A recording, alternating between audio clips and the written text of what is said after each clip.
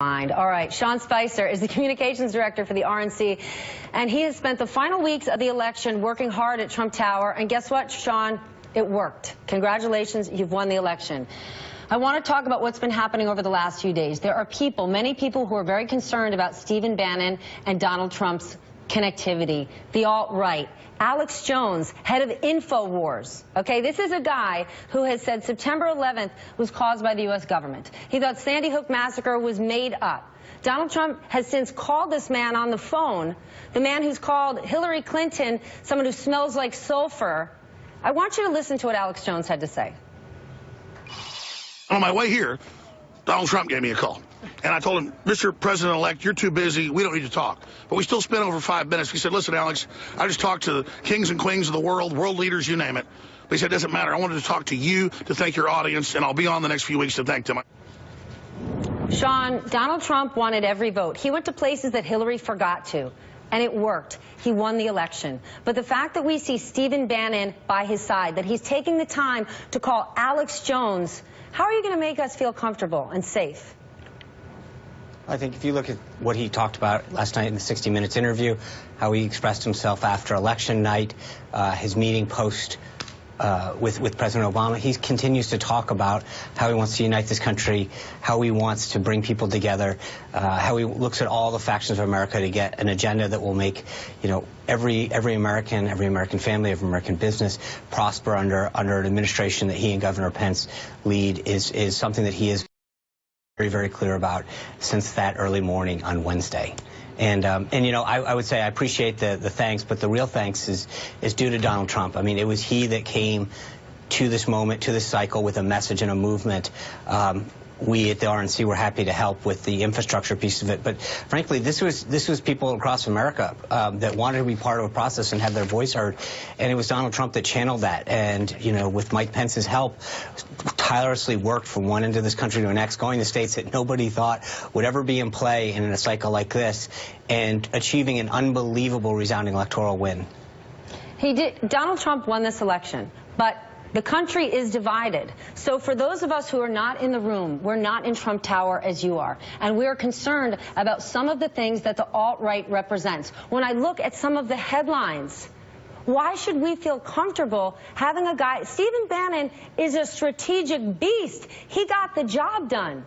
But now it's about leading the whole country. Why should we feel safe and comfortable coming together under leadership that accepts, that wants a guy like Steve Bannon by his side, that says, thanks, buddy, to Alex Jones? Well, first of all, Steve is one of several people that will be helping lead Mr. Trump's thing. Steve, at his core, is someone who's been very successful doing a lot of things. He helped lead this team to success in the campaign. He's been very, very successful in the financial industry, in Hollywood. He knows how to take an idea and a vision and help implement it successfully. So let's take that as what it is. And Donald Trump recognizes that Steve played a very instrumental role in taking the message and the movement that he was championing and putting him in the right places and helping to kind of help navigate that campaign to a successful conclusion. So, you know, I've known Steve a while. He's a good man.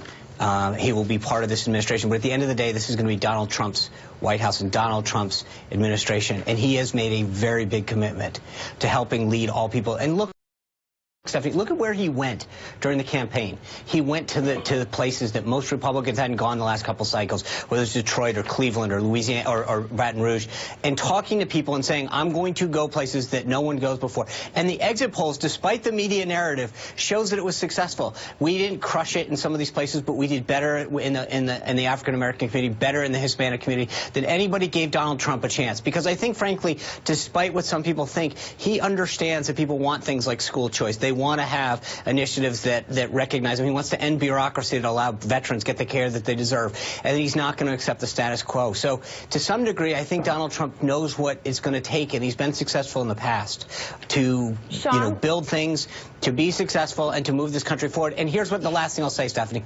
I just think people need to give the guy a chance. He wants so desperately to make this country a better place. He's given up and sacrificed so much because he loves this country, and this country's been good to him. Sean, so let's just give him a chance. Hold on a second. Hearts and minds are open.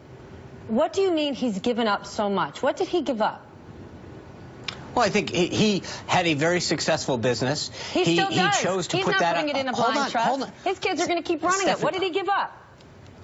No, I think he gave up a ton of money, a ton of his time, because he loves this country and the country's been good to him. I need you to tell me what he gave up. Look, hold on. First of all, look, every candidate that runs for office, Republican, Democrat, sacrifices a lot of their personal freedom, a lot. You're right. And this is not about Donald Trump. Every candidate who runs for public office, from city council to the president of the United States, gives up something because they, in almost every case, want to make this country or their city or their town better.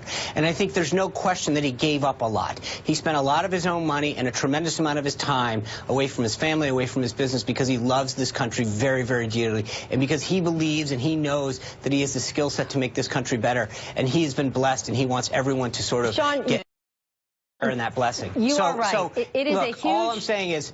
No, you're right. So let's just give him a chance. You're... Without a doubt, it is a huge sacrifice to put your country before yourself. And this does have people asking, then why not truly put his business, not with his kids, but in a blind trust? He's got 500 businesses in over 22 countries, okay? He had a call with the president of China. He's got a big trade issue ahead of him. He wants to put tariffs. Ivanka Trump makes over 800 items. 350 of them are made in China. How is this putting his country before himself or his business if he's not going to truly separate? First of all, his kids and his family have been an integral part of the business.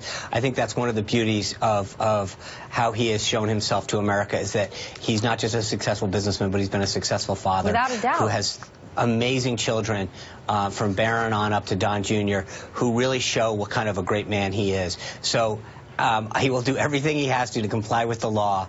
But Sean, so let's just leave it at that. We know he's not legally bound to set up a blind trust. But if he has direct ties to foreign countries, if trade is a big issue for him, while he makes his hats, his shirts, his ties, his suits overseas, as does his daughter, how do you separate the two? Well, again, look, you said it, and I'll say it again. He will do everything within compliance with the law to make sure that it's done all properly and transparently. So let's just leave it like that. I think he's got a couple of months to get this all squared away and have the kids lead it in a manner that's fitting. You got to catch a flight, Sean, so we're going to leave it there. And I guess if the law doesn't change, we're going to keep having to ask the question. All right, RNC Communications Director, congratulations again, Sean. Thank you, Stephanie. Sean's